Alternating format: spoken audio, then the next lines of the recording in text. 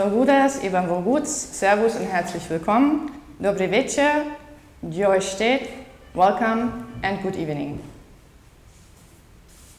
First of all, I want to apologize for the technical inconveniences, but now I'm going to start my discourse again, and I hope that now everyone can listen to me. Ens complau que ens podeu acompanyar aquest vespre en l'acte de la Festa Nacional de Catalunya que celebrem a la Delegació de Govern de Catalunya a Europa Central a Viena. We are very honored to welcome you to our Diada event, which we celebrate on the occasion of the 11th of September, the national holiday of Catalonia in the delegation of the Catalan government in Vienna. La Diada is one of the national symbols of Catalonia, which ties to September 11th in 1714. In the Spanish War of Succession, Catalans fought on the side of Charles of Habsburg. It ended with the defeat of Barcelona by the Bourbon King Philip V of Spain. Back then, this meant the loss of some of the oldest democratic institutions in Europe, like the Catalan Parliament. The Catalan independent political tradition goes back to the 13th century. The Conseil de Cent, the medieval Catalan Parliament, was founded only a few years before the British Parliament, and the Generalitat, the government I represent today, also dates from the 13th century. Therefore, the Diada of Catalonia is an act of remembrance for the thousands of citizens who died defending their city. And it reminds us of the importance of our democratic institutions.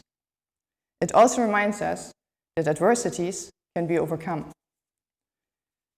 Resilience, hard work, creativity, and innovation are driving elements in Catalan society. Today, Catalonia, with its 7.5 million citizens, almost the same size as Austria, contributes almost a quarter to the Spanish GDP and is leading an export from Spain to the EU with a 65% export rate. Catalonia is host to more than 1,300 startups, and in digitalization it rates fifth after the Northern European countries. A place of crossroads, Catalonia has become home to more than 1 million immigrants only in the last 2 decades. Besides Spanish and Occitan, the official language in Catalonia is Catalan itself, spoken by more than 10 million people, and it is taught at up to 160 universities around the world, amongst them the University of Brno, Prague, the University of Budapest, and of Vienna. Catalonia has always looked towards Europe. It's been an active participant of the European project. By opening a delegation in Brussels in 1982, 4 years before Spain became a EU member. Catalans believe in Europe as a project of cooperation, peace, and solidarity. In the Balkan Wars, some of the first convoys to help were from Catalonia. I'm from Dresden, from East Germany. I remember that without the solidarity and the peaceful determination of the Eastern European countries and Austria in 1989, the fall of the Iron Curtain could have gone very differently. Now we are facing a difficult moment, but also opportunities. The pandemic has shown that not one single country can solve the problems today on its own. Many of the challenges and adversities we are facing are global, and they need global solutions to be overcome. Catalonia and its people want to contribute to these solutions and to a democratic dialogue as a solution to political conflicts. After intensive efforts trying to explain Catalonia to other Europeans for many years, we learned that the first step to mutual understanding is the necessity of empathy and information. That is why this evening, the starting point of our event begins with a short documentary called Corona Lessons, Barcelona in Lockdown. The documentary wants to give an idea of how people in Catalonia, one of the hardest stricken places in Spain and in Europe, have faced the challenges of the pandemic so far and which lessons they take with them.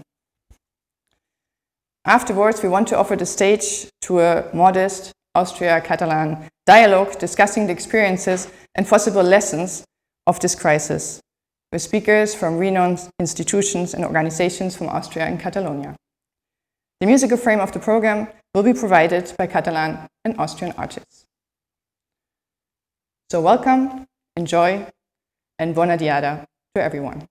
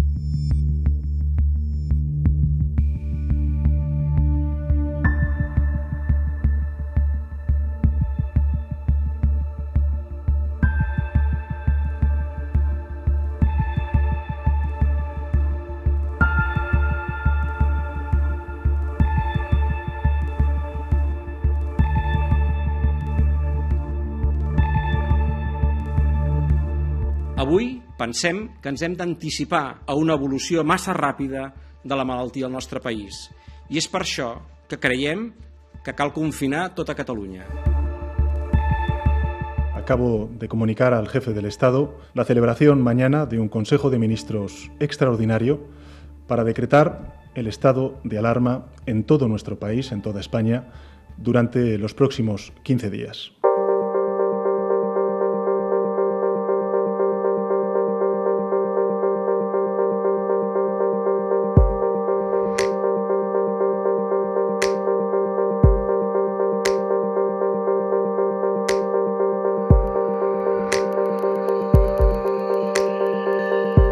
Catalunya no estava preparada, però tampoc ho estava cap país del món.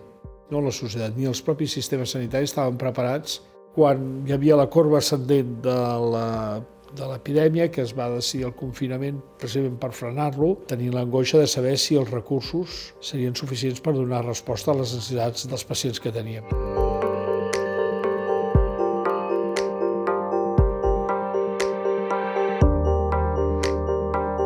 Però també s'ha de dir que al mateix temps la capacitat de reinventar-se dels professionals quan donat tot, han reinventat l'atenció primària, han reinventat l'atenció dels hospitals i jo penso que el resultat final de contenció ha estat extraordinari.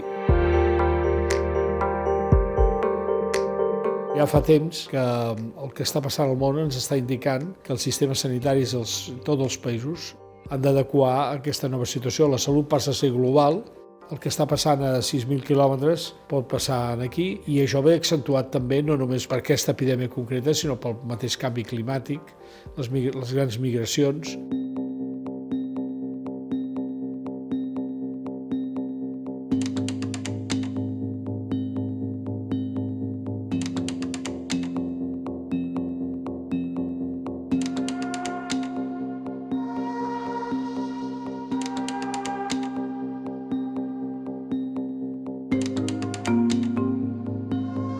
Des del Govern de la Generalitat, el que s'ha fet és posar la salut i la seguretat al centre de totes les decisions. Un govern que s'ha mostrat proper a la ciutadania perquè en tenim competències en allò que està més vinculat a la pandèmia i, per tant, són els governs de proximitat els qui tenen la capacitat per prendre les millors decisions. El que sí ha quedat palès en aquesta prova d'estrès col·lectiva és que la responsabilitat de la gent ha estat exemplar. Hem vist famílies confinades durant molts dies. Això ha estat molt dur, però també demostra aquesta capacitat, aquesta maduresa que té la societat catalana. Our experts that are helping us are saying that this only can be stopped if we really lock down, if we really confinate all the population at home. And what is the central government's reason for not doing that? They are saying that this is not needed. They say that is preferably to maintain open airports and ports, etc. And we think that this is not the best solution.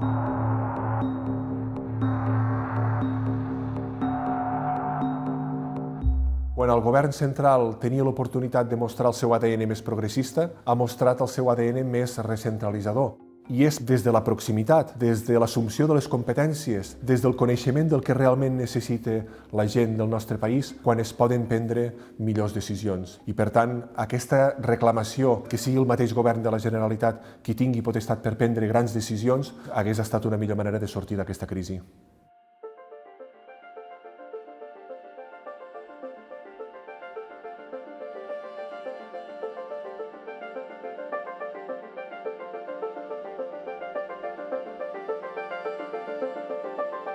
El Covid és com si ens puntés una pistola al cap i ens diu economia o vida. I llavors a nosaltres està a escollir entre aquestes dues coses. Si volem apostar per posar la vida en el centre, com diuen les economistes feministes, vol dir, per exemple, posar en els centres les necessitats bàsiques de la vida. L'alimentació, la vivenda, la salut, l'educació, etc.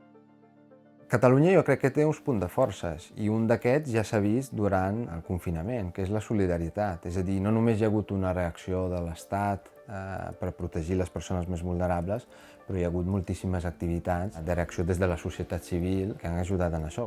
Aquest teixit de la societat civil és molt important, La petita i mitjana empresa és molt important a Catalunya, més del 60% de la feina la genera aquestes empreses, que són justament les més vulnerables ara mateix a la crisi. Llavors podem fer polítiques públiques per ajudar a la recuperació i per ajudar a aquest sector, però no podem pensar que l'Estat per si sol ho podrà fer tot, és a dir, es necessita una mobilització des de baix.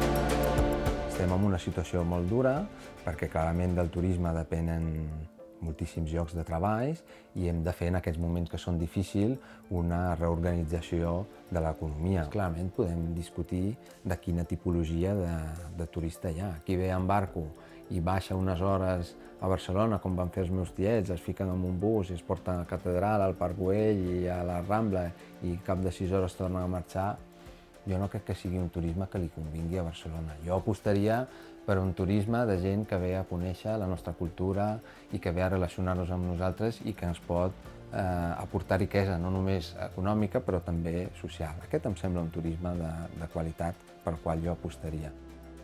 Catalunya surt d'aquesta pandèmia amb sectors molt afectats. I per aquest motiu, el Govern de la Generalitat, a través del Departament d'Economia, ha impulsat aquest pla de reactivació econòmica i social per posar totes aquelles eines que garanteixin que aquesta sortida sigui el més robusta possible. Hem de treballar perquè aquells principals àmbits que han patit més, aquells col·lectius més vulnerables, se'n surtin i se'n surtin amb totes les garanties.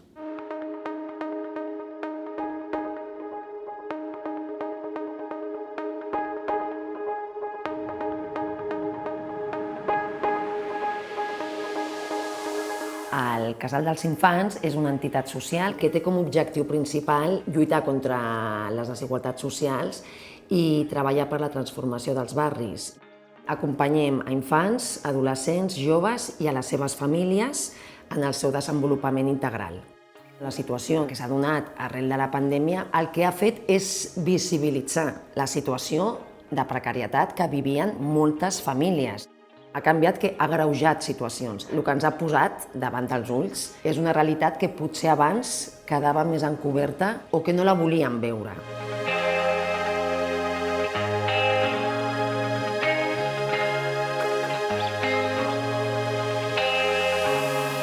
La resposta amb aquest cop d'emergència ha estat molt satisfactòria. Tot el que és també els moviments veïnals, els moviments associatius, s'han volcat per donar resposta immediata en tot el que és el subministrament d'aliments, per exemple.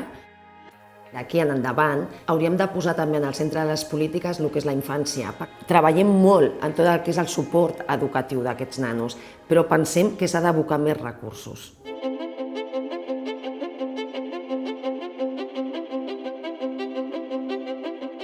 Doncs Amics de la Gent Gran és una fundació privada, és una fundació social de voluntariat, que el que fem són visites a domicilis i a residències de persones grans per precisament lluitar contra la soledat no desitjada de la gent gran, oferint companyia, oferint amistat. I el que desenvolupem són tots aquests programes d'acompanyament i també activitats. I tota aquesta activitat va quedar suspesa per primer cop a l'entitat en 33 anys, el 14 de març.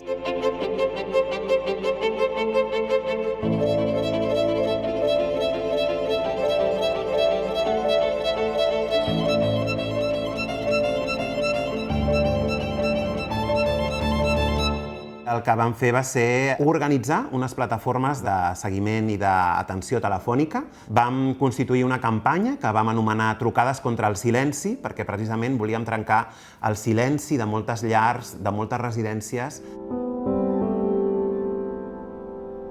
És una barbaritat la de persones que s'han mostrat sensibilitzades i preocupades per la situació de les persones grans a Catalunya. Fins a 700 peticions noves de persones que volien ser voluntàries de l'entitat.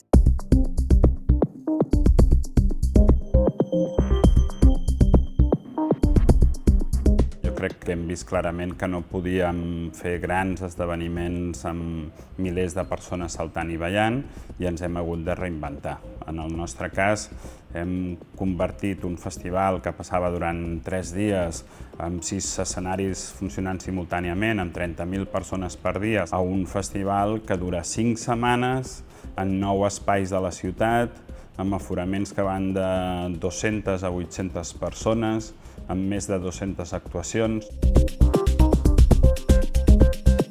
Possiblement al final tindrem més gent, més actuacions que mai, però amb aforaments molt més petits on podem assegurar la seguretat sanitària del públic. Un dels factors claus i molt positius que ha portat la Covid és la col·laboració entre els grans agents culturals de la ciutat.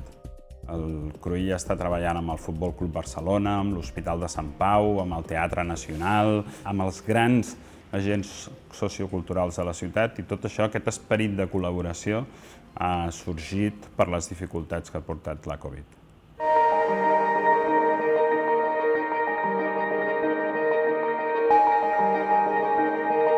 La París és la primera galeria que es va crear a Espanya. Aquesta exposició neix pràcticament en el moment del confinament. Nosaltres vam tenir molt clar que les galeries tancàvem, però que els estudis dels artistes és evident que seguien oberts, actius i fins i tot més actius que abans, perquè l'artista també necessita canalitzar aquesta energia i aquesta situació conflictiva. I nosaltres, com a galeristes, sentíem que era el nostre deure projectar en fora que aquests tallers, d'alguna manera, estaven reflectint tot un moment històric.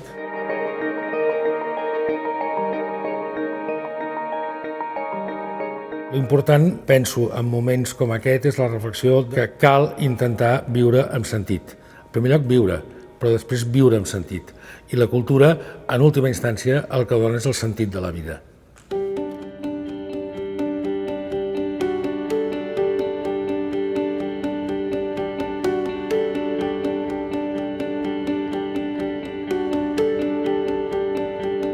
Aquesta pandèmia, amb el confinament, ha estat un cop molt dur. Anímicament dur, perquè ens hem trobat sense l'única cosa que podem fer, que és treballar en els nostres establiments, i també ha estat molt dur econòmicament. Moltes de les coses que es van posar en marxa durant el confinament han vingut per quedar-se, sobretot la part digital i tecnològica, i després el portar la nostra experiència a casa dels clients, en forma de menús a domicili.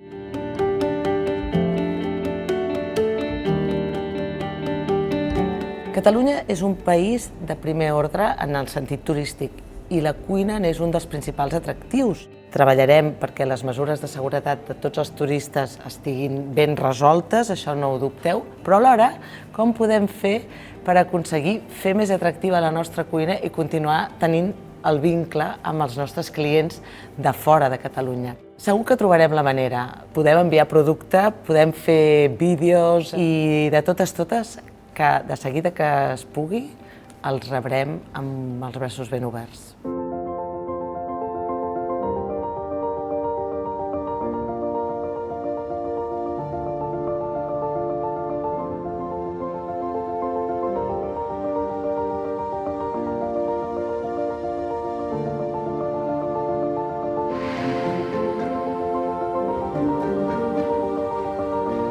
No es pot obviar que veníem de 2 mesos tots tancats i tenir una data en l'horitzó jo crec que és la clau perquè això pogués arrencar, pogués tornar a arrencar l'activitat i arribar fins a aquest 23 de juliol, que al final no ha estat tan intens com volíem, però que ha fet que l'activitat de llibres i de venda de llibres durant aquests dies hagi estat molt positiva.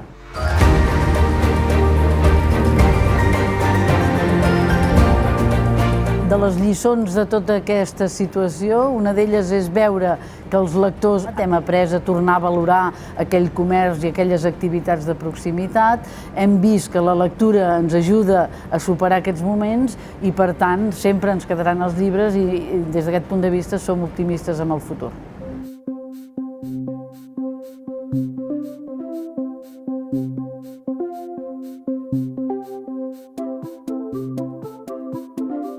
Catalunya és un país petit, però és un país potent i per tant ha de triar unes apostes estratègiques, no se les pot permetre totes, però les que triï han de tenir criteri i visió de futur. La majoria de grups de treball que estan estudiant com han de ser la Catalunya post-Covid, la França post-Covid, estic segura que coincidiran amb uns elements claus que són transversals per a tots. Tothom estarà d'acord que hem de descarbonitzar l'economia, ens hem de centrar en polítiques d'atracció del talent, el tema de la mobilitat s'ha de fer més sostenible, però en aquest marc de grans acords mundials, Catalunya també ha de trobar les apostes personals. Temes d'industrialització, de la capitalitat del Mediterrani. És una oportunitat per recapitular molts projectes que potser no han de ser nous, sinó que els hem de recuperar en aquest context de noves oportunitats. La societat catalana té l'avantatge que és una societat que s'organitza, que respon als estímuls que se li plantegen i que té una societat civil potent i articulada que és capaç de seguir les línies estratègiques que se li marquen en moments que ho requereixen.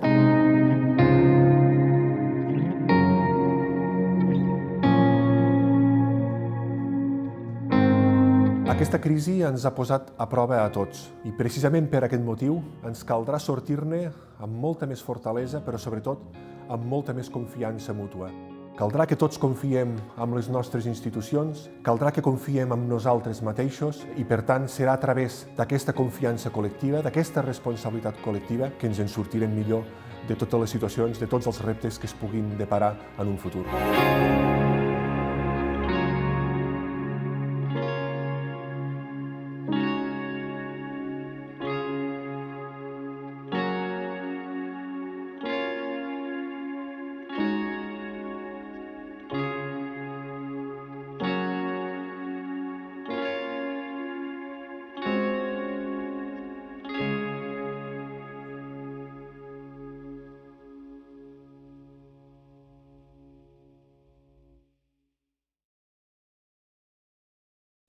This was Corona Lessons, Barcelona in Lockdown, produced by the Catalan production company Minoria Absoluta.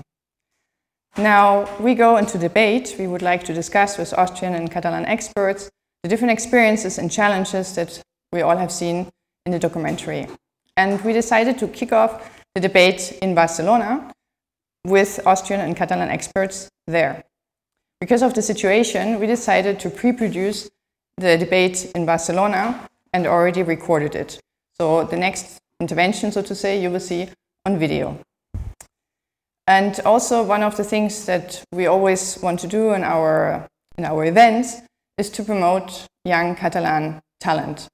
And in this case, we're very excited about having the possibility to listen to a musical duo from the Conservatory of the Liceo of Barcelona, who will finish the debate in Barcelona. We will listen to Cristina Tenna, mezzo-soprano, and David Mallet, who will accompany her on the piano. So let's go to Cristina in Barcelona. Welcome to the Diada 2020 out of Barcelona. We're very happy to welcome you here in this really traditional historic art place, La Sala Paredes. And first of all, I want to say hello to Joan Anton Maragall, the owner of this place, and who we are very thankful for being invited. Thank you very much. Thank you very much to you, and I am also very pleased to welcome you at this home and to welcome anyone who wants to come and visit us. So I would like to ask a question to Dr. Andreas Schmidt. We have seen that, of course, the economy here was affected, that there is a special effort also in this video to explain, to talk about these aspects and future perspectives and changes that are necessary. How important is actually Catalonia for Austria as a business partner? Bueno, hola desde Barcelona, herzliche Grüße nach Wien. Ich darf mich nochmal herzlich bedanken. I would like to thank again very much for inviting me to this online event. Catalonia is the most important region for the Austrian economy in Spain. Roughly half of the 200 Austrian subsidiaries in Spain are located in Catalonia. So that already shows us the importance of the region, one of the 17 Spanish regions, for the Austrian economy. If you have a look at the trade between Catalonia and Austria, we have to consider that the overall trade volume between Austria and Spain amounts to roughly 6.9 billion euros in 2019. A quarter of all Austrian exports to Spain go to Catalonia. So we're talking about mainly automotive, machinery, chemicals, and plastics. And likewise, a third of all the Austrian imports from Spain come from Catalonia. So again, we're talking about automotive. I mean, Seat, all the Seats that are running on the Viennese streets are mainly coming here from the factory in Catalonia. And again, we're talking about chemicals, pharmaceuticals, and plastics. Of course, the shutdown and the crisis has caused an enormous slump in the trade. For the exports between January and May 2020, they were down by 17% with Catalonia, but however, well below the slump in overall trade in overall exports to Spain of minus 22%. So in Catalonia, due to the strong presence of Austrian companies in this region, we were better off than on an overall Spanish level. So, of course, it is a very dramatic situation, but we are trying to recover from the situation. And so what is it that Austrian companies could learn from doing business with Catalonia? What are the lessons now in this time?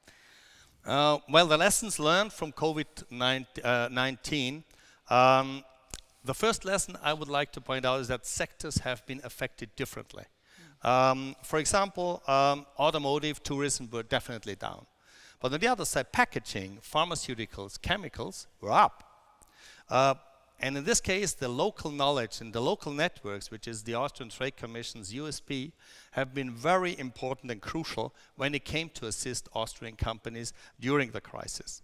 For example, special travel permits for technicians installing or servicing essential industries like the food processing or pharmaceutical industry here in Catalonia, and we have very prominent ones. That was most important because it was not being taken care of in the original legislation. And I would like to thank Axio and the Generalitat in this case very much for their massive support in getting those permits, because that helped to keep the most vital essential industries up and running. Tourism, as we have seen in the movie, in the video, that is of course the industry that has been hardest hit by all of them. It's the major industry in Spain. We have seen 12% of GDP. It is not only in Catalonia, more in Catalonia, but also 13% of the workforce. So that is a very important figure. And worst affected by the shutdown and the travel restrictions is the five-star segment. And including, unfortunately, also the Austrian flagship hotel Almanac here in Barcelona. Just keep in mind that between January and May, and January and July, I'm sorry, incoming and outgoing tourism between Austria and Spain has fallen a dramatic 70%. That is the major. That's one of the first lessons. The second is hybrid. Hybrid is the new formula. We're talking about hybrid events, hybrid trade shows, hybrid congresses. And this is very important for a city that is #1 in the world as a destination for congress tourism. Barcelona, in this case, has won #1 place from Vienna. We occupied that space before. But I'm happy to be here in Barcelona in this case. Like the Smart City Expo World Congress, the Sona Plus D, Barcelona New Economy Week, even La Diada and La Merced are now being organized digitally, fully digitally, or in a hybrid format.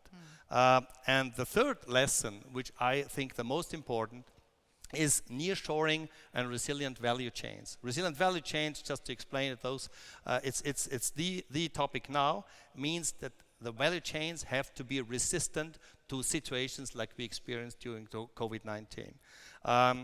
For example, right after the end of the shutdown, we at the Austrian Trade Commission received numerous requests from Austrian fashion, garment, and textile manufacturers looking for manufacturing capacity or suppliers from Spain. Catalonia boasts a glorious past and a still very prominent presence in this sector. Well-known brands like Mango or Inditex with Zara and Massimo Dutti have their headquarters or major operations in Catalonia. And Austrian and many other European manufacturers have learned the lessons from disrupted value chains and have since been looking to nearshore their mostly Asian productions and manufacturing facilities. Well, thank you very much for this very interesting input. I would like to come to a second question for Dr. Bieto. There's always, well, actually we've seen it politically, also on European level. There was quite a lot of discussion on agreeing on a package, financial package support for all the European countries. And then one of the arguments that sometimes come up, why should we be helping other countries in the south, in this case Spain.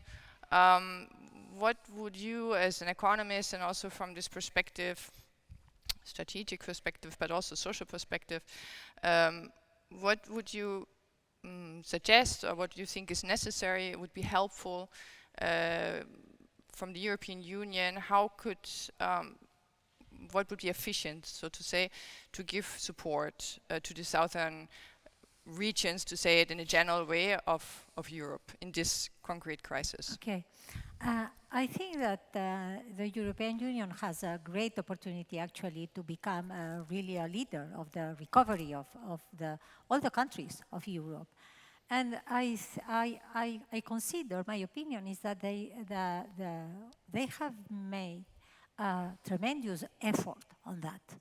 I think that the EU learned from the previous crisis in 2008 and 2010 that some of the decisions that they had taken at that time were not maybe the right one.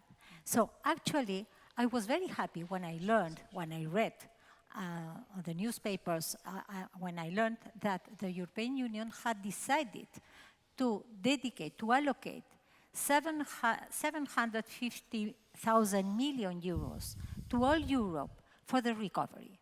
And half of this package were loans and the other direct transfers. And to Spain, Spain is going to receive in the next years, from now to the next years, 140,000 million euros, half of them loans, half of them transfers. This is a very, very good news.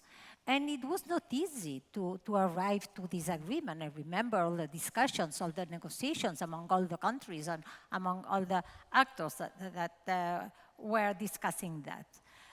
But also, I think that, of course, the European Union is going to put conditions on the use of these funds.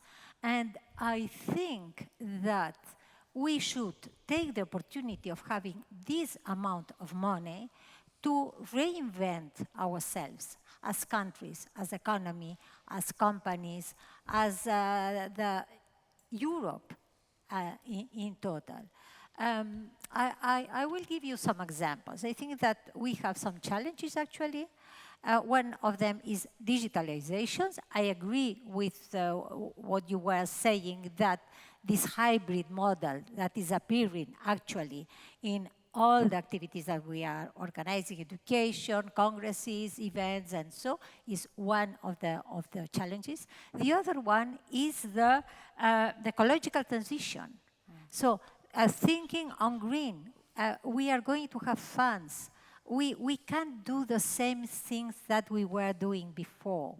So we should be able to do things in order to build a better society. more responsible society, more green society, and put these funds to these objectives. Of course, increase the production capacity of the countries. We have seen the problems that we had with a lot of products. We had to buy them in Asia, and so we didn't have the capacity to produce the things we wanted to have. No? New business models, modernization of the economy. And in the case of Catalonia, I also think that the European Union is asking us to build on our strengths. Catalonia has a lot of strengths. Catalonia has become a hub for digital entrepreneurs. And so we have to build on that. We have to build on our culture. We have to build on our gastronomy. We have to build on our entrepreneurial spirit. We have a way of behaving very entrepreneurial because of the history of the country itself. But also, we have seen a lot of solidarity. So I think that we have to look at positive things. We are suffering a big crisis, maybe one of the worst big crises in the last 2 centuries, maybe, in our country, or 1 century. But we have the capacity to reinvent ourselves. And we have the funds. And the European Union, I repeat, has made a big effort to manage it. So I am very, very positive on that. Well, actually, you're already giving a good, how do you say, bridge. You're building a bridge to a last question I wanted to ask to both of you, because of course it's important also to put interesting, positive impulses when you're in crisis, because when we have common future ideas, common future images of where we want to go, always helps, but we have to build them now, maybe new. Construct them new. So the last question would be to both of you, what would be, first of all, if there is anything positive that you think has occurred or has been brought by the crisis or is in the crisis for your sector, to learn for your sector, and that you would like to share with us. Maybe Dr. Schmidt? The COVID crisis has taken us all by surprise. And the damage caused has been humongous. However, digitalization, the flexibility of the workplace, and also the resilient value chains that I mentioned before are some of the trends that have received an enormous boost during this crisis and caused by this crisis, and will definitely stay with us for the future. Of course, yes. I would like to repeat two concepts that you have mentioned. Resilience is one of the positive things that we have from this crisis. Also, the digitalization of the economy. It's amazing what we have done in few weeks, in few months. And I would like to finish with an expression by Joseph Schumpeter, the economist Joseph Schumpeter. She was saying that in times of crisis, there is a concept very interesting, very useful, that explains why countries, why people, why companies can look at the future. This is the creative distraction. So things are changing. We have to abandon the old, and we have to rebuild new things. And I think that we have learned to do that, because we are actually doing that. So it's a positive thing. Well, thank you very much to both of you for being here with us today, for sharing your thoughts, your impression, your expertise. It was very interesting. And so thank you very much. And I wish you, we all wish you also a fantastic Diada, a hybrid, digital, whatever, is any way you can enjoy it. But thank you for also participating, because it made this Diada, this digital or hybrid in this case, possible. So thank you very much. And I go back to Vienna and say goodbye from Barcelona.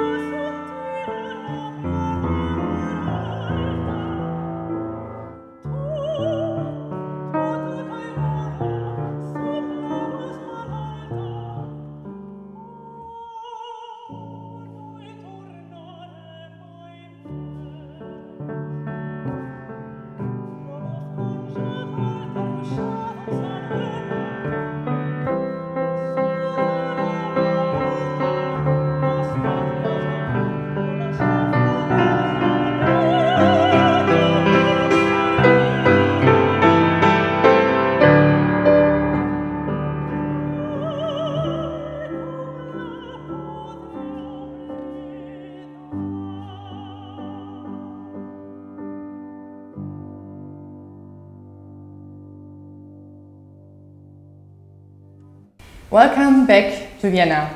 We listened to Ständchen von Franz Schubert and to Festech by Catalan composer Eduard Toldrà. And now I'm very happy to welcome and to continue this conversation here in Vienna on Corona lessons with experts in Austria, and it is a very special honor to be able to count on the participation of our following guests and to welcome to our delegation Ms. Theresia Vogel and Ms. Dr. Stockhammer. Hello. Schönen guten Abend. Servus. Hello. Theresia Vogel, you are Managing Director of the Austrian Climate and Energy Fund. And Dr. Stockhammer, she is a Managing Director of the Social Entrepreneurship Network of Austria, short SENA. So just want to quickly explain what the Austrian Climate and Energy Fund is for our Catalan viewers. It supports the Austrian government to fulfill and implement its climate and energy goals, and also to raise awareness in the Austrian population. Now, this takes me already to the first question that we would like to discuss with you. What is your recommendation to the Austrian government on how to react on the current challenges of the pandemic in terms of fulfillment? And maybe even new strategies to be able to achieve the Green Deal despite the economic crisis that goes along with the pandemic. Yeah, thank you. First of all, let me say it was really interesting to listen to the expert from Catalan, because at least the experience seems to be close to that what we had here in Austria. So it's really comparable. It's a little bit hard to give recommendations as a governmental fund to the government, but nevertheless, I'll try. But I know that we agree with the government in many points. First of all, what we have seen during the last months is that at the sudden point, the science became a very loud voice. It was not during the last years in that case. It was about the COVID pandemic, but at least it was also impressive for the climate scientists. So science, the voice of science is very loud, and I think the government also followed that voice, and that could also be a recommendation: follow the voice of science and of research in case of thinking of a Green Deal for Austria. Because as I know, the government also thinks that at the heart of any COVID package should also be a green idea and a kind of a Green Deal, because this is really investment in the future. The next point from our view was at least also that we have seen that people are aware of the crisis, that they are willing to follow the recommendations of the government, of the top management of Austria at least. And this was working, because at least you had a recommendation followed by a scientific, let me say, platform or a basis for that. After that you had an action, and then you had a feedback loop at least. There was always about numbers and all that things connected to Corona. So that could be a lecture learned for the climate crisis. Follow the crisis, follow the numbers, show the numbers, give the people a reaction. If there is action, show them what is the action, what has the action brought out. And this is a little bit missing in Austria at present, and I think as far as we heard, the government, our minister, Leonora Gewessner, is trying to make this following stream to show the people here climate crisis is going on. It's slowly, but at least we have done something, and that happened. So this is very important from our point of view. And at least it's also important, it was mentioned, to be informed, to have the knowledge about the climate crisis. I'm sure that people are aware of the climate crisis. They see something is changing around me, in my city, in my region, in my business at least. If you're in agriculture or forestry, for example, then you can feel it very strongly. But it's also about knowledge. What can I do? And how is this thing going on? Because at least it's kind of a centennial project. The fight against climate crisis will go with us for a long time. It's not done within the next 5 years. It's over decades.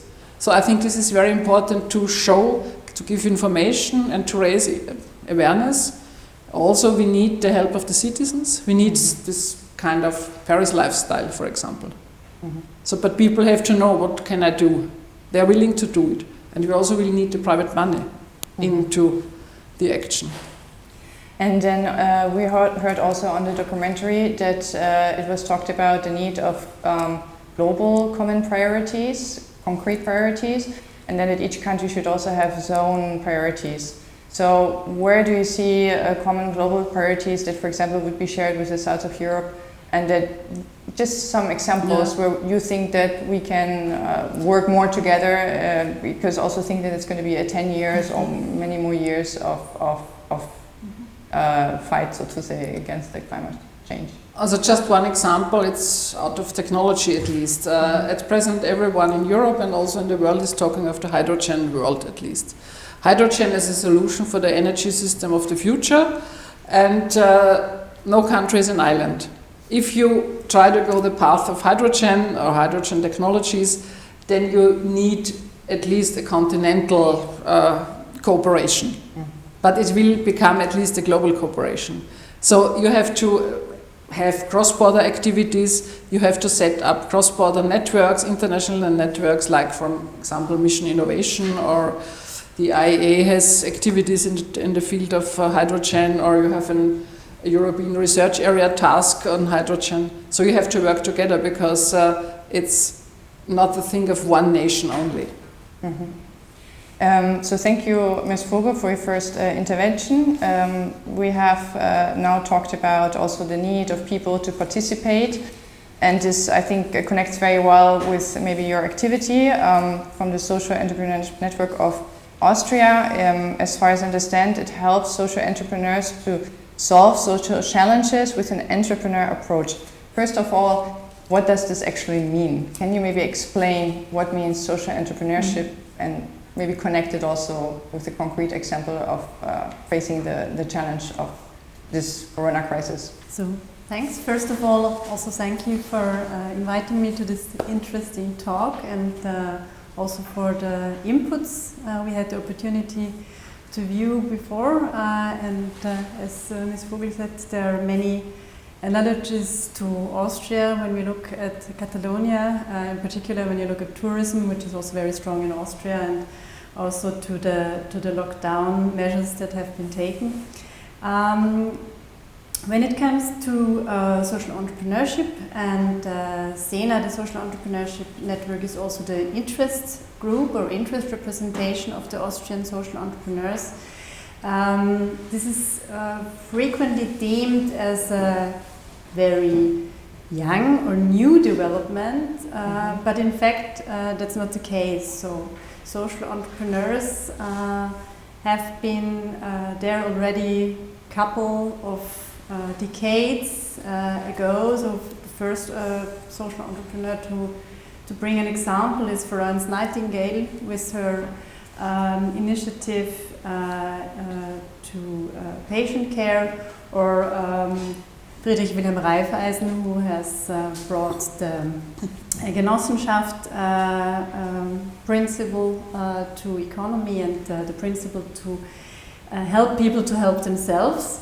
Currently, social entrepreneurs have changed a little bit. They're very innovative. They're frequently very small and dynamic companies. Many of them are startups in the narrow sense of a startup, so also very quickly growing and scaling up. And the main difference between a social business or a social entrepreneur and a traditional business is the focus, or the reason of company foundation is that the entrepreneur wants to solve a societal problem. This may be a society or social problem, and this may be an ecological problem.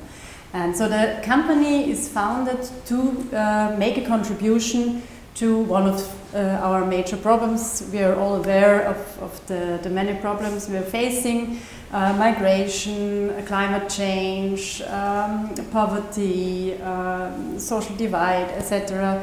Most of us know the Sustainable Development Goals, and the social entrepreneurs pursue these goals, and they try to do this not as a non-profit initiative. This is the difference between a social entrepreneur and, for example, Caritas or other initiatives in this field, but by means of entrepreneurship, as the name indicates. So by generating income on the market, by selling products and services, and the income is then used to support or to increase the social impact.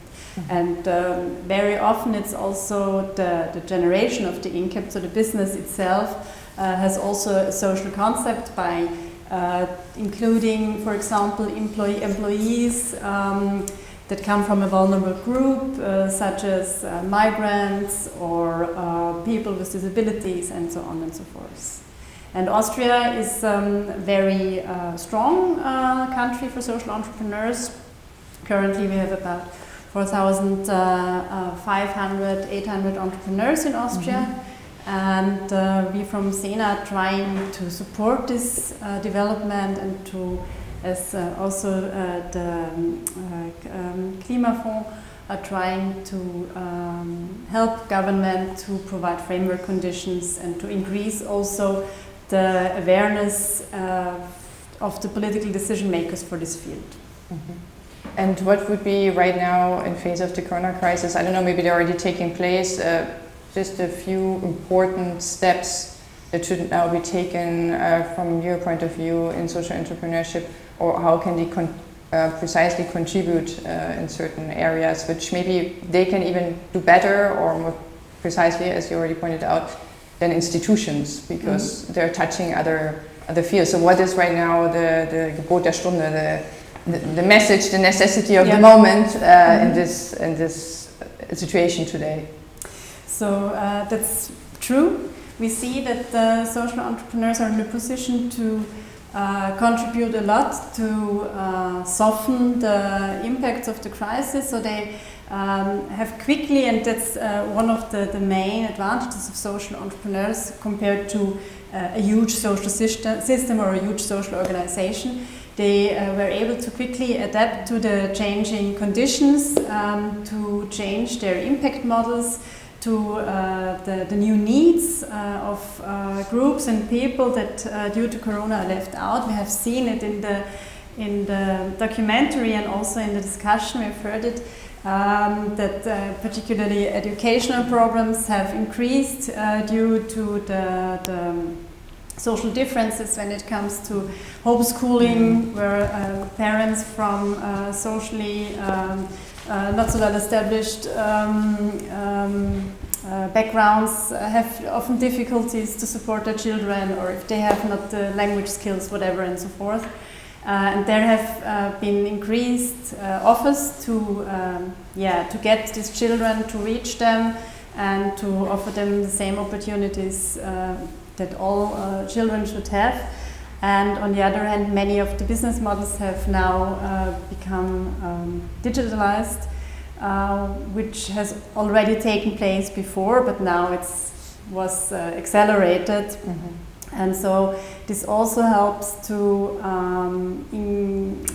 decrease barriers for certain areas, so like psychological support or coaching. If you do it on a digital level, you reach certain groups, foremost young people, that are more likely to search help on this level. Mm-hmm. And also, which is a very important point, social entrepreneurs offer and support regional activities of the regional economy, of regional agricultural suppliers. And this was a really big benefit offered by social entrepreneurs, that they have this very local economy approach and are having their impact in the local area, and therefore they were able to bring value to these producers and economic actors that were left out, so small, so SMEs or small agricultural productions who were able to get a place to offer their products, although Corona was taking place. If you, this is a question for both, if from the situation right now, or from the last month that Austria as well had a very strong restriction and is facing this crisis, but as we're discussing, there are also changes, changing or get accelerated maybe.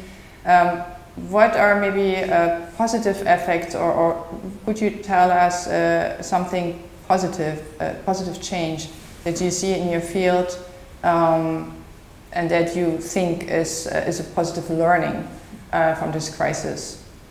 Maybe maybe it was, you mentioned it at the last part of your words. It's about that people are more aware of their local surrounding, of their local environment.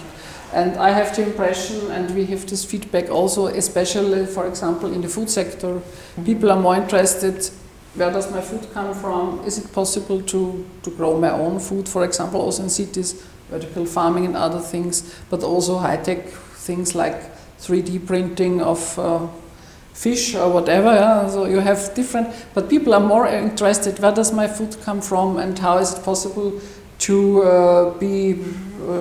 have all I need. So it's because nutrition is very close to us. It's the same as clothing, for example. But if the farther you go away from the body, the easier it is to forget possible necessary changes. Let me say like that. Where we also see where really there is a large engagement is at the moment, at the bank.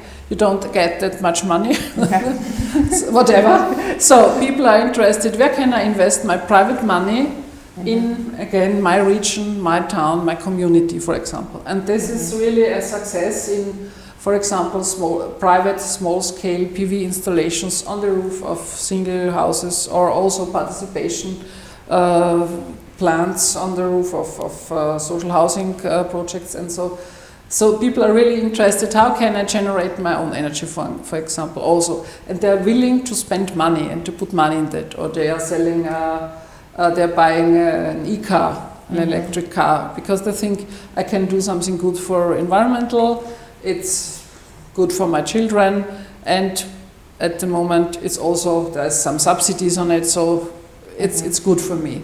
So it's really, they try also to have this kind of, from my perspective, we often have this question, it's like a life without regret. So I should live and also obey that I have a footprint for the future. It should be not too large. So I have really the impression that people are interested in that more and more. And this is also coming an influence from Corona, because that was very important. We heard this before, global industries had problems with delivering the products and getting all the things they needed for the production. People were suddenly without any, medicine and other things. So it was really, people were aware that, it has something good if I have a regional production, if I have regional supply, if I can go out and see where does it come from. So the regionalization is helping to resolve in certain points, or to help to promote a more sustainable future. I think so, because there's more interest in this, and then there's interest. People give money in, they are acting, so something is going on. Okay, so thank you very much. And Dr. Stockhammer, you have positive input from that crisis that you think is been caused by that crisis, and that you would like to explore more or to continue? So first of all, I totally agree with what Mrs. Vogel has said. The crisis has brought more awareness to things that relate to a more sustainable living, and on the ecological side, and on the other hand also on the social side. Because now certain social problems have come to surface that were formerly not known. We all have heard about the scandals in the food productions in Germany or in Austria at the Post Distribution Center, where Corona has shown working conditions that should not be standard in our Western societies and economies, where also low income or low cost workers are brought by buses, carried by buses to Austria, to Germany, to whatever in the Central Europe, the Western Europe region, and then are exploited and put on the spots and closely, and we all know, of course, the sweatshops in Italy, who are, some are saying this is the reason we have this quick explosion, or this explosion of Corona in Italy, because of the sweatshops where the Chinese workers are put for 2 or 3 weeks in a closed area where they cannot go out, and then they are exploited, and if they're no longer able to be productive, then they are brought back to China. And the same thing happens all over Europe in many places, and now people are more aware about how things are produced, as said, and how the logistic and production chains work, and they become aware that things should be more close and should be more transparent and should be more social and more fair, because in the end it also affects them. If things are not social, it affects society. Society is destabilized. Then you have problems that affect the society as a whole and everybody. And so people are becoming or are starting to revise and question their values. And also before Corona, in particular the younger generation has already shifted from a mere money-focused and growth-focused thinking to a more value-oriented thinking, where the young people are looking for jobs that provide sense and that provide impact and that provide value to them as well. But this has been speeded up by Corona, because now we have seen how corrupt our societies and our economies, in particular our economies, are to some extent. And this has been brought to surface, and now people are more aware consumers, and this is also where each of us can make a difference by being more aware of what I buy, how has it been produced, how do I live, and also and this is also a very valuable effect of Corona. People have been speeding down a little bit and stopped and had they were forced to think and to revise certain things, and most of all they were brought. Normally people have a quick life, they're working, they're consuming a lot, and now they had the chance to come back to the family, to the local community, and this has also brought a change to thinking.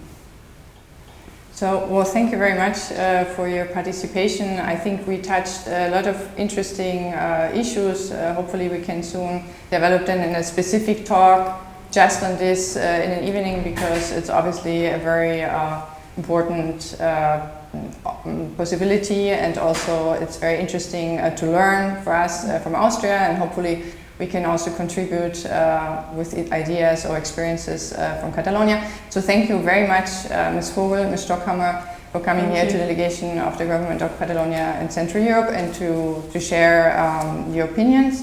And And now it's time for music again, and this time I'm very pleased to announce an Austrian singer, Alicia Edelweiss. She's an Austro-British musician based in Vienna. She started her musical career as a street musician, and I think it was in Barcelona. We will talk about this with her in person in an interview. She traveled all over Europe at the age of 19, and she just released a studio album called When I'm Enlightened, Everything Will Be Better. And the first song that we're going to hear now, before we have a short interview with her, is called Fare Thee Well, and it was recorded in the Ulrichkirche, in the Ulrich Church in Vienna, a very emblematic place and a very artistic and very interesting video. So recorded for us. Thank you very much, Alicia, and please enjoy Alicia Edelweiss. Thank you.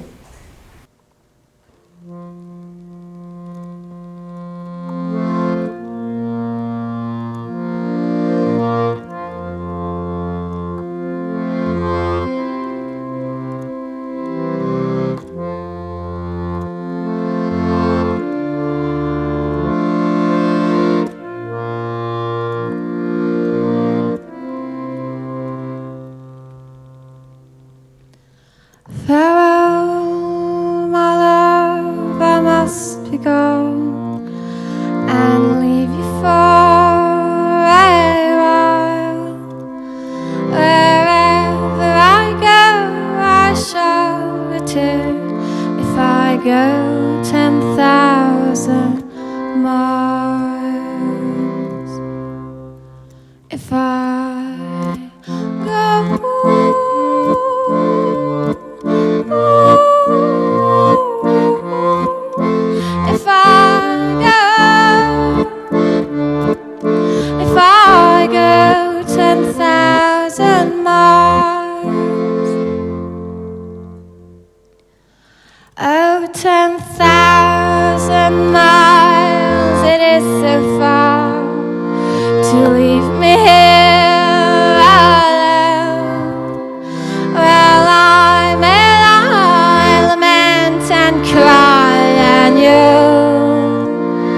you'll not hear my moan.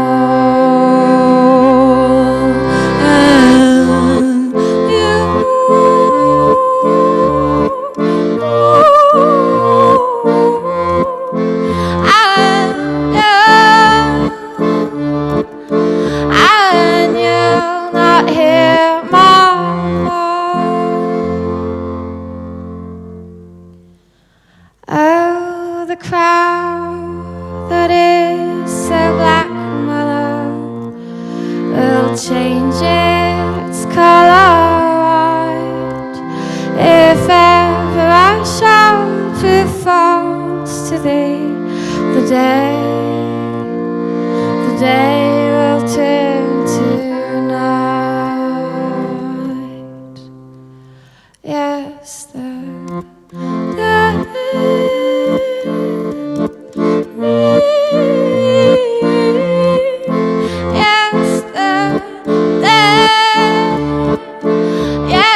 the day will turn to night.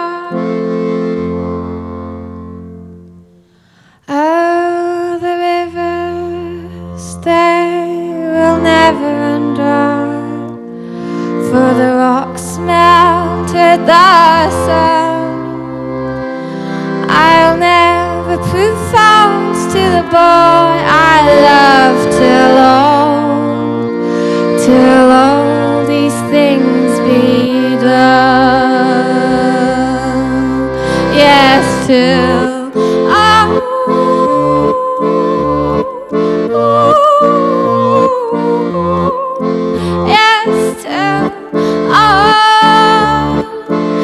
till all these things be done.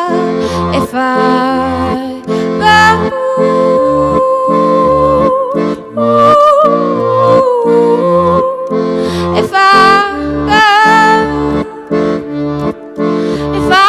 go 10,000 miles and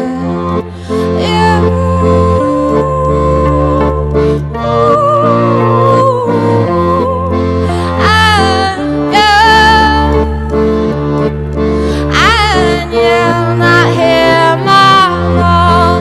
If I go 10,000 miles, if I go 10,000 miles, if I go 10,000 miles, if I go 10,000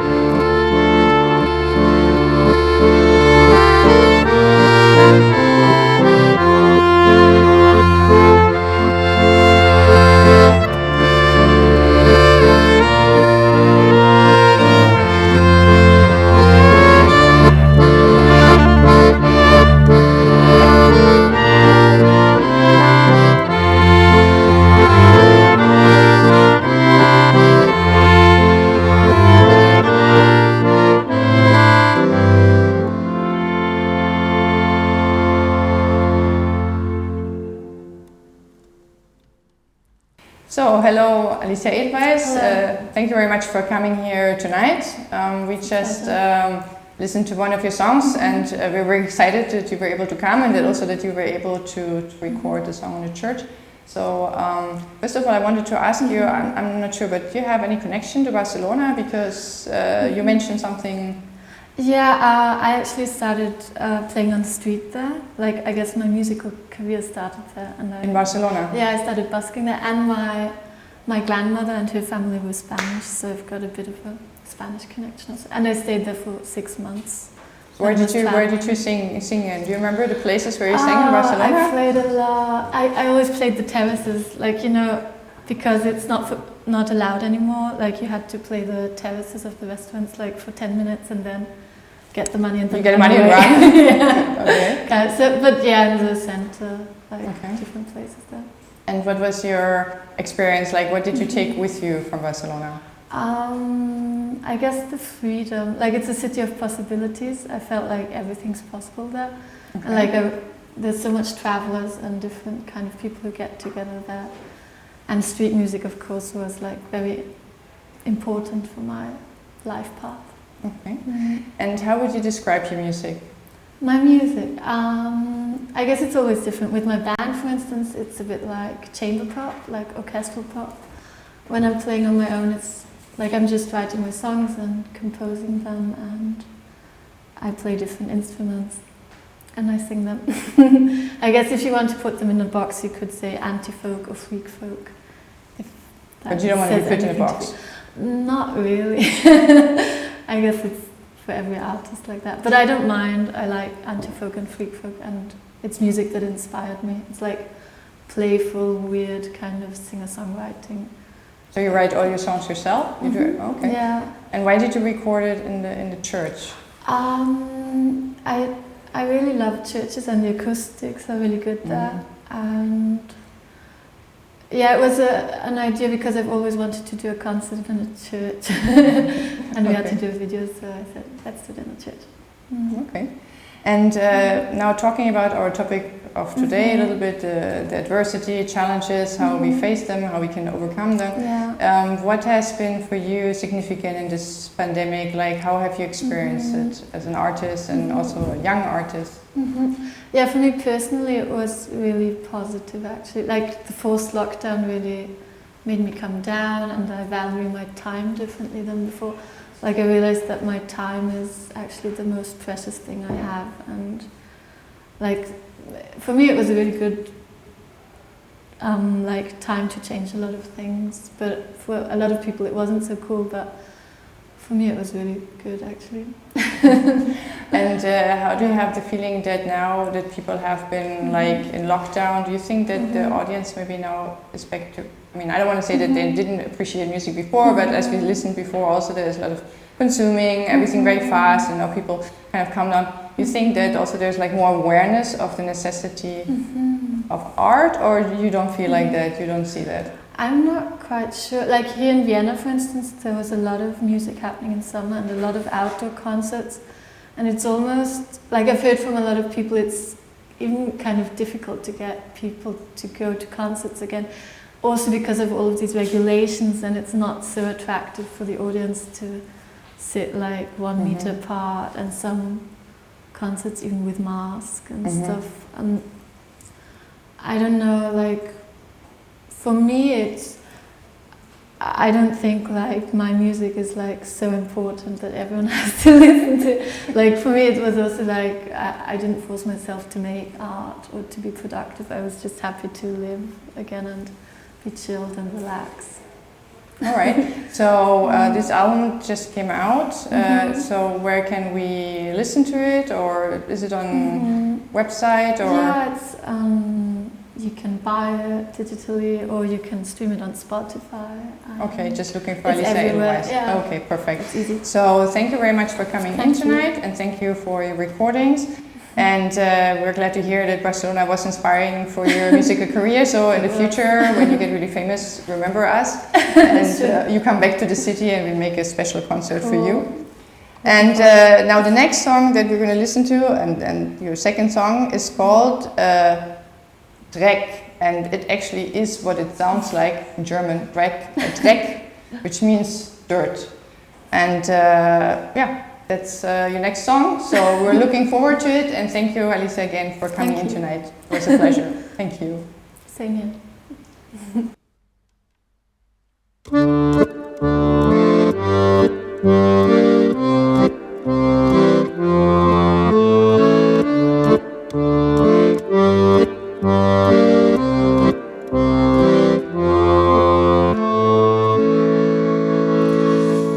Ich gehe immer barfuß in den Wald, damit ich die Erdenergie aufsaug.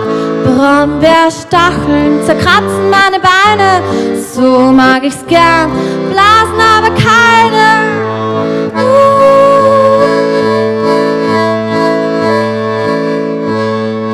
Ich wälz mich im Schlamm und finde zu mir. Jetzt bin ich wieder eins mit der Natur. Ich stell mich in den Ameisenhaufen. Das ist wie eine Gratismassage.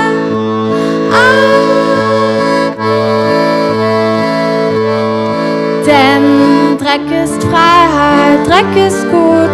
Wer nur sauber ist, ist bei mir unten durch. Dreck ist Freiheit und gesund.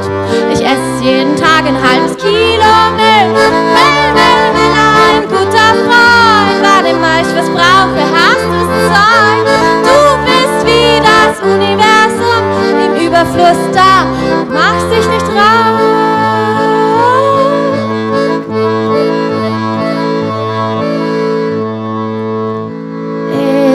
Klettere nackt auf einen Baum. Erst wenn ich blute, komm ich wieder runter. Ich leck das Baumharz von der Rinde. Das ist alles andere als eine Sünde. Ich hüpf in den verschmutzten Teich. Die Blutegel trinken mein gesundes Blut. Meine Freunde sind dabei. Aber vor lauter Dreck erkenne ich ihr Gesicht nicht.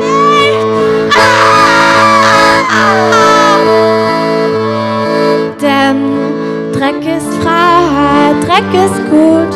Wer nur sauber ist bei mir unten durch. Dreck ist Freiheit und gesund. Ich esse jeden Tag ein halbes Kilo Müll. Müll, ein guter Freund. Wann immer ich was brauche, hast du das Zeug. Du bist wie das Universum im Überfluss da und machst dich nicht raus.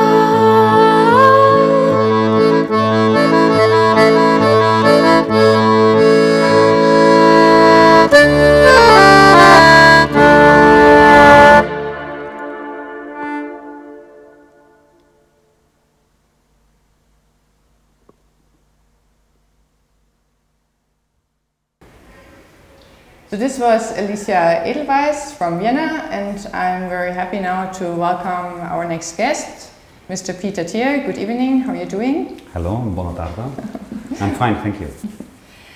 You're the head of corporate communication of Austria Airlines, which is the biggest carrier in Austria with up to 130 destinations. That's right. I guess Barcelona is one of the destinations. It used to be, but because of Corona we had to postpone our restart, but we're going to be back next year. When are you going to be back? You don't know for sure? March, April, depending on the development. But we, of course, we love Barcelona. It's a great destination. Okay. We look forward to go back. So we're looking forward to seeing you there. And this actually leads to my first question, which probably many people are asking themselves right now in this lockdown, and even that the lockdowns are being lifted, still there are lots of travel restrictions. How do you see the future of your sector? Actually quite well. I mean, right now in the moment we all see the problem, and the travel restrictions are really a pain in the neck. Some weeks ago, you probably know, Austrian government decided to put a travel ban on all the tourists coming back from Spain to Austria. And this probably will cause that other governments decided the other way around. So I think we are not playing a European game at the moment. So we see sort of nationalisms in the diverse countries in Europe, and this is a big problem for the travel industry. And also for us as Austrian Airlines, also probably for Vueling and Iberia, so all the airlines European-wide are suffering from the coronavirus, not only because of the pandemic development, but especially because of the difficulty of the diverse travel restrictions the governments put in place. Because the people don't know where to fly to, or where they are allowed to fly to. They want to fly, but they don't know if there are several travel restrictions. But to come back to your question, you asked how I see the future. I think we came to a level of freedom in mobility in Europe that this development will not go back. We will see a coming back of this development of this mobility as soon as we see a solution of Corona, and this can either be a medicine, yeah, or it can be that we get used to it, and then flights will come back, I think. There also, to give you a figure, 4 of 5 people have never flown in their life. So it's a privilege to us as Europeans that we used to fly 2 times, 3 times, 10 times a year, but 4 of 5 people have never seen an aeroplane from the inside. And we have seen the industry growing the last 60 years, 70 years, 5% per year. I'm definitely positive that this will come back. And now we already discussed the future vision from the sector, from your company's point of view, so to say.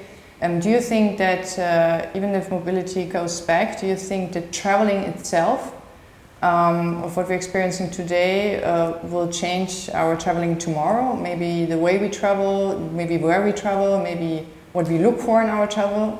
Do you have, you're somebody who obviously is very connected to this concept of traveling. It's a good question, because even inside, so among us insiders in the airline business, we discuss a lot about this, and we don't have one opinion.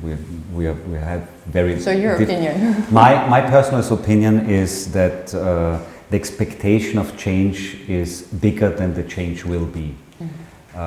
So I think it's going to be more complicated. We will not only see the security restrictions in the airport, we will in the future see also some restriction because of the pandemic, whether it will be masks or the measurement of fever and such things. And probably the airlines will change their service, they will adapt their service.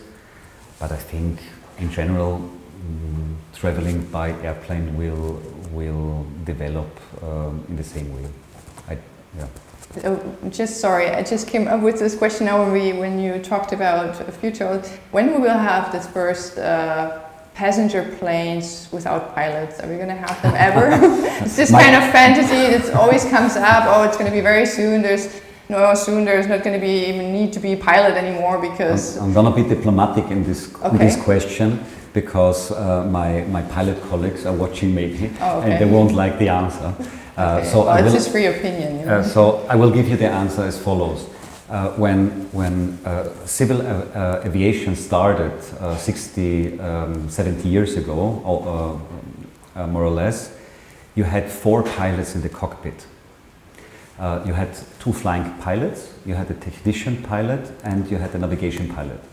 And now we are flying civil aircrafts with 2 pilots. So nowadays this is standard worldwide. I think it is quite possible that we will see, so we too, especially you, because you're younger than me, thank you. You will see civil aviation with 1 pilot, and the other maybe on the ground with some remote flying system. This is my opinion. I'm not a pilot, but one thing can be assured, that safety and security, those are the 2 most important things in aviation, because traveling by an airline is still the most secure and safe way to travel. So this stays to be priority. So we have to come to a technological innovation to come to this point. But as far as I know, Boeing, Airbus, or the big producers of airplanes are already trying to see how this works. And we have been talking a lot now about sustainability, about transition to renewable energy, all this. What can airlines do practically, really, in the next years to be more sustainable? Flying is more sustainable. They're already doing a lot. To put this in a classification a little bit, because of these greater discussions, everybody thinks that airlines are causing emissions of carbon dioxide in a big way. Aviation is responsible for 2.8%, so 2.8% of the whole carbon dioxide emissions. To compare it, for example, with car traffic, what do you think, car traffic compared to airline? In the percentage of pollution, or a lot more. I don't know, 30, 80? It's 18%. 30, well, and the private households, so we all... The refrigeration is one of refrigerators, the... Refrigeration is heating. What do you think, compared to airlines 2.8? It's 19%. Yeah. So they're, of course, I'm an airline. I was going to say, everybody's going to say tonight, it's typical that you're going to say that, but the numbers are the numbers. The numbers are the numbers, and Okay. even the percentage is low. We need, of course, we need to be more efficient on emissions, because it's our planet and we have to neutralize and to compensate our emissions. And I think there are 3 ways to do that. One is technological improvement in innovation. We can see that in the past 30 years we have reduced emissions by 44%. Today the per seat emission of gas oil is 3.5%. Sorry, 3.5 liters You're informed. per passengers. Not, okay. So when you get the car, you have about 6 liters per kilometer. In aviation, it's 3.5 liters. And 30 years ago, it was 6.3 liters. I think this development will develop in the same way, probably. The second is, of course, to use not only kerosene, but to use alternative ways to fly in aircraft, biosprit or other ways, power-to-liquid solutions. And the third solution to reduce our emissions is compensation. So to plant forests, to plant trees and things like that, because we know it's the easiest way. If you plant trees, the trees need the carbon dioxide. This is the thing we exhaust with our airlines. This is the easiest way. And these are the 3 pillars of reducing our emissions, and we are onto it. The whole industry has committed themselves to be, from this year on, carbon dioxide neutral, and to halve it, the whole emissions worldwide until 2050. So we have put clear targets, and we're onto it. One last question that we're asking everyone in this whole discussion. You said that you don't think there's going to be like so much change in when mobilization comes back, but is there any, and right now actually it's a difficult situation because there are certain places that people don't know where they can go, so many negative things because of the corona crisis. What is a positive? Did you see any positive aspect of the crisis? Is it changing something in a positive way? Or maybe they're not. Maybe you don't see them in your sector, but maybe there's something that you think. Definitely, there's a positive thing. We are aware now of the things, of the freedom we had. I think it's positive. And as you mentioned, digitalization. Of course, everybody thinks we're doing everything digital, but to say it clear, I would love to have this discussion with a lot of people here. Yeah. We were trying to do it digital. Looking into my eyes, touching themselves and feeling each other. And that's the main reason I think that traveling will come back, because we are human beings and we don't want to talk to each other via a video camera. It's nice, and we have, of course, advantages seen from that, but I think the whole thing will come back. And I'm very aware of the privilege that we had before Corona to travel to Barcelona without any problems, to use the same currency, to talk to the people among Europeans. And I'm very keen and very positive that this will come back soon. Well, thank you very much for this positive final note on this conversation. So thank you very much for coming in today, Mr. Thier. It was an honor and privilege to have you here in our delegation. And I want to come now to our next intervention, which will be on video, and we will change a little bit the area. We've talked a lot about the impact in economy and society. We've talked with experts or stakeholders from these different areas. And we talked about lessons of the current challenges. And we want to know also if, for example, art, because art has been one of the most difficult sectors where people have had most difficult time, art and culture, in this month of lockdown. And we would like to know if something has changed in the art sector and if art also plays a role in social change, like the social change we're experiencing now. And if it's not only about us enjoying art, but maybe also art that can help us to improve society. So I would like to give it back now to Barcelona, to Joan Anton Maragall, who we have interviewed on this, and afterwards we will have the honor to listen to a video message by Dr. Beate Winkler. She is a human rights activist. She was the founding director of the European Fundamental Rights Agency, and now she's an artist and she's doing what I call cultural diplomacy, and she has an interesting message for us. So please enjoy Joan Anton Maragall from the Sala Pares in Barcelona and Dr. Beate Winkler from Vienna. Is there anything concrete, positive that you have learned as a gallerist and as a defender of art as a need in this corona crisis? Can be something practical, maybe some kind of transition, how things can be done differently to make sure culture is safe. Maybe it's just something more like an inspiration that your artists have looked into a different direction. I don't know, just something that you would consider if there is something positive, maybe there's not, that this crisis has provoked in your world of art and artistic creation? Yes, we have experienced different, very positive things.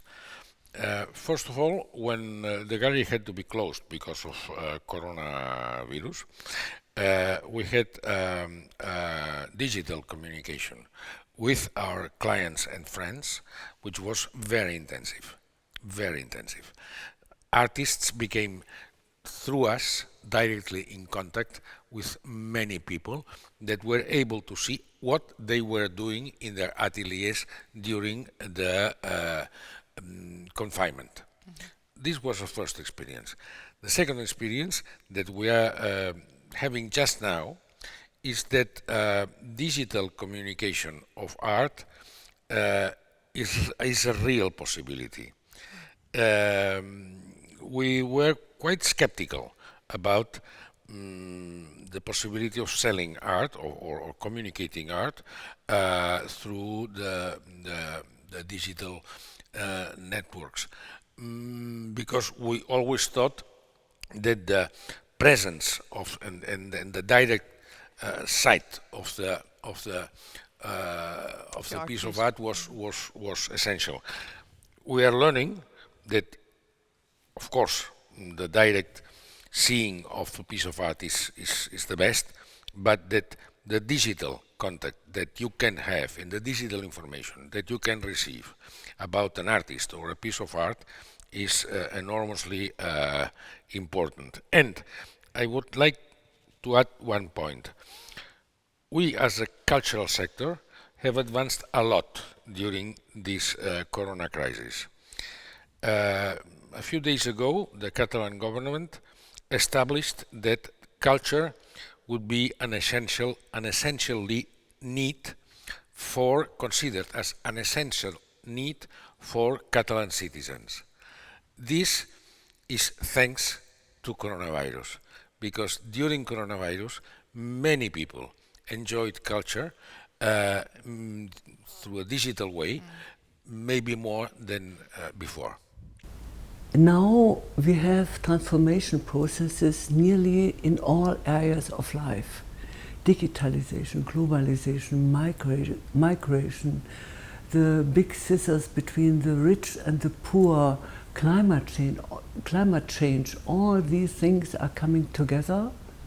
And if an organization changes in nearly all areas, it loses its identity. And this is precisely what has happened before Corona, but Corona made it bigger and sharper and deeper.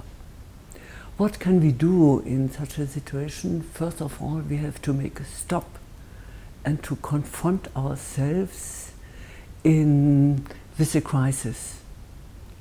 And we should not hesitate, because making stop is sometimes a little bit difficult for many people, but it is necessary, and it gives you tremendous opportunities. The other point is we need creativity, and here art comes in. Art is one of the most important resources, human resources, in times of crisis. Why? Because art gives you creativity and gives us a tremendous free space for new thinking. I think, and I wish, that all of us, you and me, can use this opportunity which is linked to the crisis and create a new world, a world where we can really find new visions for the future. And also here art comes in, art creates visions for the future, for a new way, but also to light up ourselves, to live our talents and our own resources, our own potentials. I'm convinced that we will succeed, but that means we have to trust ourselves in order to convince the others. And I have a big thinking, and I hope that we can convince more and more people in the world that we have together unique opportunities. Now, let's use it. All the best. Wonderful closing words by Dr. Beate Winkler, and we have come to the end of our event for the Diada of Catalonia. Thank you for sticking with us tonight until here. I want to thank everyone for their participation, to you on the screen, and to the whole team behind the scenes. I'm going to look around because everybody here is working very hard, not only now, but has been working for days to make this event possible.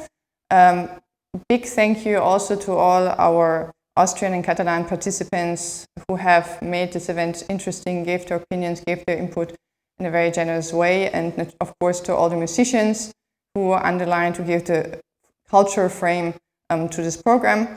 And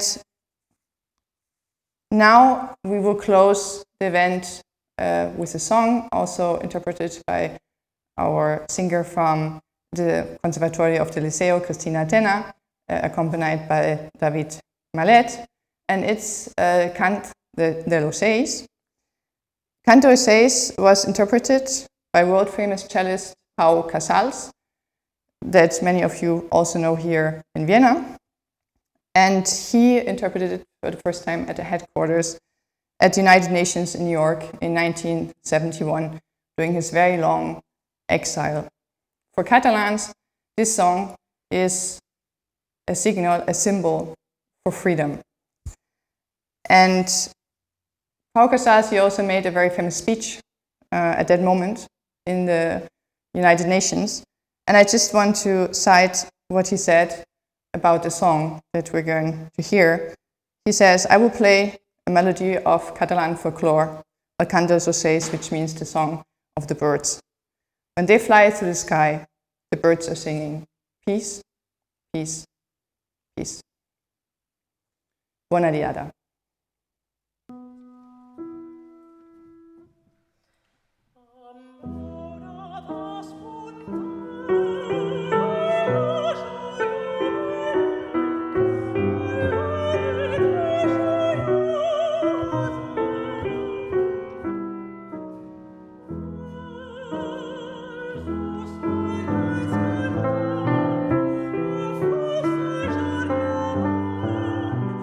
Sama